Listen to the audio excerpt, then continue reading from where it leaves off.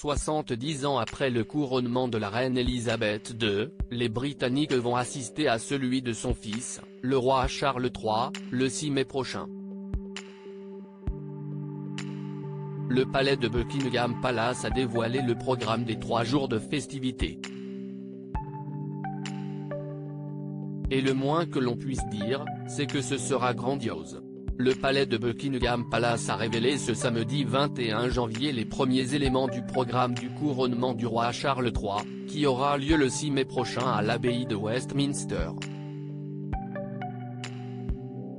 C'est à cet endroit que le couronnement et les funérailles de sa mère, la reine Elisabeth II, ainsi que le mariage de son fils William et Kate Middleton ont eu lieu.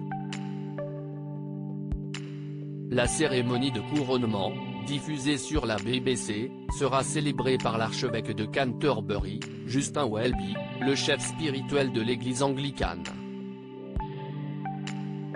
Le roi Charles III se verra remettre sur la tête la couronne de Saint-Édouard, tout comme sa défunte mère. Le palais de Buckingham avait d'ailleurs révélé qu'à partir du 4 décembre, la pièce maîtresse historique des joyaux de la couronne a été retirée de la Tour de Londres pour permettre le début des travaux de modification avant le couronnement. L'épouse du roi Charles, Camilla Parker Bowles, sera, elle aussi, couronnée à l'abbaye de Westminster. Une grande première depuis la reine-mère, épouse du roi George VI. Comment vont se dérouler les 3 jours de festivités?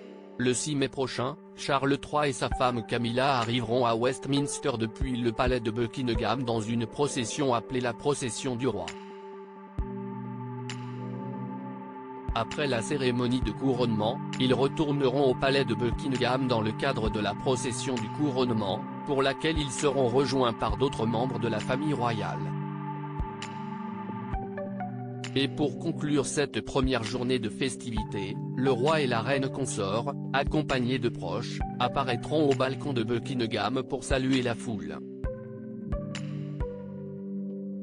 Le lendemain de la cérémonie, le dimanche 7 mai, aura lieu un concert au château de Windsor, retransmis sur la BBC, avec des icônes de la musique internationale et des stars contemporaines.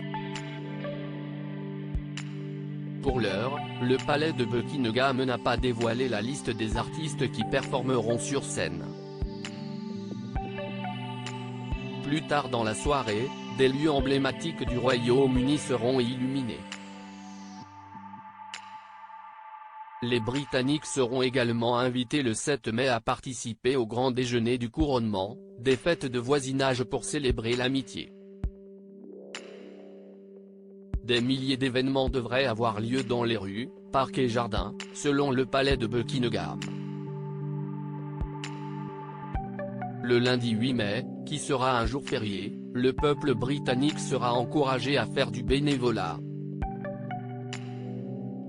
Une démarche qui vise à rapprocher les gens et à créer un mouvement de bénévolat qui durera le week-end du couronnement. Qui sera présent à la cérémonie de couronnement? Si sa mère, la reine Elisabeth II, avait vu les choses en grand en invitant plus de 8000 personnes à son couronnement en 1953, le roi Charles III quant à lui, en conviera beaucoup moins. Selon l'Express UK, seulement 3000 personnes seront présentes à l'abbaye de Westminster.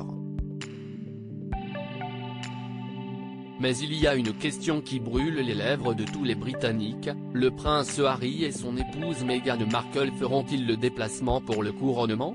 Pour l'heure, le palais de Buckingham n'a pas indiqué dans son communiqué si le duc et la duchesse de Sussex, qui vivent désormais en Californie, seront présents.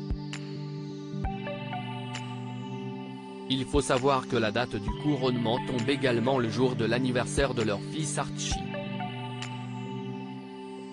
Article écrit en collaboration avec 6 médias à lire aussi les premiers billets à l'effigie de Charles III dévoilés. Et il y a une grande différence avec sa mère, Elisabeth II.